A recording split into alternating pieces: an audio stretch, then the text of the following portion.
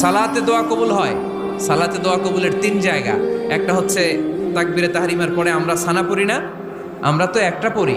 আল্লাহর হাবিব সুন্নাহ এবং নফল নামাজে আরো পড়তেন সানা, ওই দোয়া কবুল হয়। 2 নম্বর জায়গা সালাতে সেজদায় পড়ে দোয়া করলে কবুল হয়।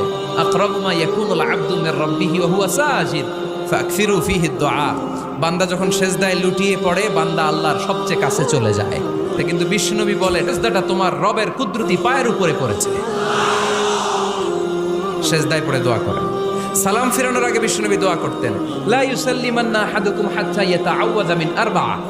আল্লাহর হাবিব বললেন 4 জিনিস থেকে পানাহ না আছে আমার কোন উম্মত যেন সালাম না ফিরায়। তারা যেন পড়ে আল্লাহুম্মা ইন্নী আউযু বিকা মিন আযাবিল কবর, আউযু বিকা মিন আযাবি জাহান্নাম, আউযু বিকা মিন ফিতনাতিল মাহইয়া ওয়াল মামাত, আউযু বিকা মিন ফিতনাতিল মাসিহিদ দাজ্জাল। আল্লাহ কবরের আযাব থেকে বাঁচাও, আল্লাহ জাহান্নামের আগুন থেকে বাঁচাও, আল্লাহ জীবন